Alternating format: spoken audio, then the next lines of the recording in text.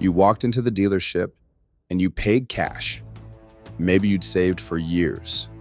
Maybe you sold something. Either way, you drove off that lot, and the best part wasn't even the truck.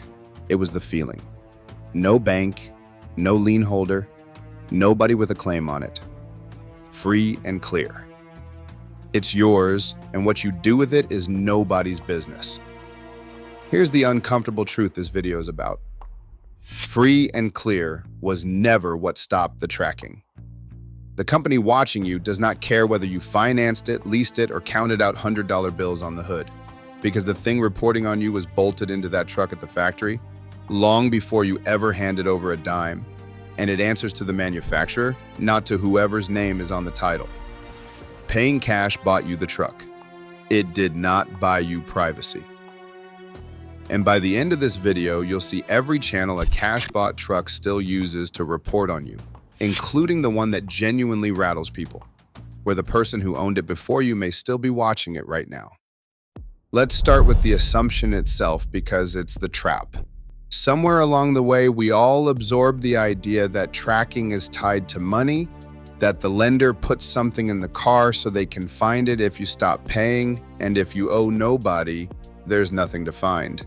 That used to be closer to true. Buy here, pay here. Lots really do bolt in starter interrupt and GPS units on subprime loans, and those come out when the loan's paid. But that's the old world. The modern tracker has nothing to do with your loan. It's a standard cellular modem, the telematics control unit on a Ford, the data communication module on a Toyota, the OnStar box on a General Motors truck, installed on every single one that rolls off the line. Cash buyer and financed buyer alike, identical hardware, identical always-on connection. The factory doesn't ask how you're going to pay before it installs the modem. It's already in there. So that's channel number one, and it is the big one, the factory modem. It reports location, speed, and hard braking on its own cellular link, regardless of how you bought the truck. And as we covered in earlier videos, some of that data has been sold straight to insurance brokers like LexisNexis and Verisk. General Motors paid the largest privacy penalty in California history for exactly that. Your cash did not opt you out of it. If anything, cash buyers are more exposed because they never had a finance manager walk them through a single privacy form. They just got the keys and left. Modem humming. Channel number two is the APP, and this is where cash buyers quietly enroll themselves. You get home, you are excited, you download the manufacturer's app to use the features you paid for, remote start, lock and unlock, checking your fuel from the kitchen. Reasonable. But on some vehicles, simply downloading that app and pairing it switches on the connected services data sharing. General Motors got caught doing a version of this. Their smart driver program enrolled drivers who never knowingly opted in, and on some vehicles, downloading the app flipped the sharing on with the owner never taking a step. So the cash buyer who thinks I never signed up for tracking may have signed up the moment they installed the app to start their truck from the couch. The payment method was never the enrollment, the app was. Channel number three isn't even in the truck. It's in your pocket, and it follows you into any vehicle you own, cash or not. In January of 2025, the state of Texas sued the insurer Allstate and its data company Arity, and revealed that Allstate had paid the makers of ordinary phone apps, the Family Locator Life 360, the fuel app Gas Buddy, and others, to embed hidden tracking software inside them. That code tracked more than 45 million people's driving as often as every 15 seconds, and fed a database sold to insurers. Think about what that means for the proud cash buyer. You can pay cash for a truck with the modem physically ripped out, and if Life 360 is on your phone with background location on, your driving is still being logged and sold. It never touched your purchase. It doesn't know or care that you own the truck outright. The leak isn't the loan. The leak is the location permission on your phone. Channel number 4 is the one under your seat, and it's in every truck on this list. It is the event data recorder, The black box, wired into the airbag system, standard on essentially all modern vehicles. It doesn't report daily, but in a crash, it freezes the last few seconds of your speed, throttle, braking, and seatbelt use, and paying cash gives you no special shield over who reads it. We did a whole video on your rights there. The point for today is simple. Ownership method changes nothing about the box. It's factory, it's in there, and it belongs to whoever legally owns the vehicle, which, after a total loss payout, might not stay you. And channel number 5 is the one most cash buyers never think about at all. The dealer still keeps and shares your information, even on a cash deal. You didn't apply for a loan, so you assumed no paperwork trail. But the dealership still logged your name, your address, your contact details, and the vehicle's identification number, and that information flows into the manufacturer's systems and, in plenty of cases, out to marketing and data partners. Cash didn't make you anonymous to the dealer, it just meant you skipped the credit check, not the data collection. Now, the one I promised you, the channel that genuinely unsettles people, and it hits used truck buyers hardest, which is a lot of cash buyers because paying cash and buying used go hand in hand. When you buy a used truck with one of these connected systems, the previous owner's account does not automatically disappear.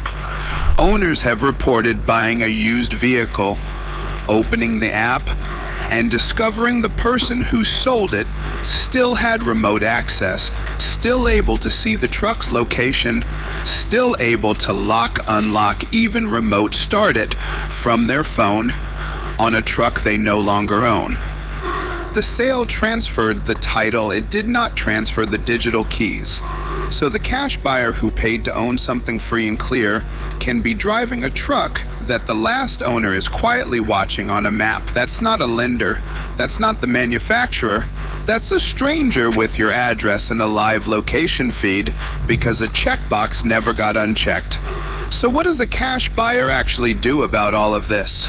The good news is you own the truck outright, which means nobody can tell you no. Here's the checklist. First, the modem. Ownership doesn't silence it, you still have to physically disable it. Exactly the way we covered brand by brand in the earlier videos. The fuse, the connector, or the module for your specific truck.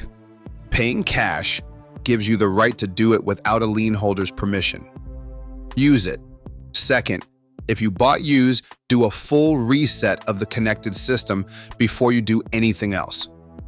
In the manufacturer's app and on the account, remove all previous users, do a master reset of the connected services, and change every credential so that the person who sold it to you is locked out for good.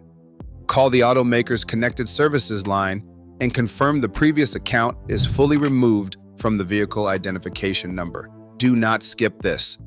This is the difference between owning the truck and sharing it with a stranger. Third, clean your phone, because that channel follows you regardless. Go through your location permissions app by app and cut background location on anything that doesn't strictly need it, especially rewards apps, gas apps, and family locators, the exact categories that lawsuit named. Fourth, pull your files and delete the history. Request your file from LexisNexis, Verisk, and Arity, and demand deletion of what they hold, because disabling the source going forward never erases what they already gathered. And fifth, when you register and insure the truck, give only what's required and say no to the Safe Driver app that promises to save you 20%. Because as we covered, that app is just the polite version of everything else on this list. Because here's the real lesson, and it reframes the whole feeling you drove off the lot with. For 100 years, paying cash for something meant it was completely privately yours, the ultimate clean break. No one else in the deal. That truck was an object, and the only person who knew where it went was you. That is the thing that quietly ended. Ownership used to include silence by default. Now ownership gets you the title, and a truck that still talks to the manufacturer, to the brokers, to your phone's apps, and sometimes to the last person who had the keys. Paying cash proves the truck is yours. Making it actually go quiet is a separate job, and now you know every place you have to look. Thanks for watching. If this changed how free and clear feels to you, do me a favor and subscribe, because the obvious next question is, which trucks were ever clean in the first place? Next, I'm laying out the last model years, brand by brand, before these systems went in, the exact years the smart money is quietly buying up so you can own one honest truck that was never built to watch you. If you've ever wanted a vehicle that just does its job and tells no one, you'll want that list. Until then, reset the app, strip the phone, and remember, cash bought the truck, but silence is something you still have to take.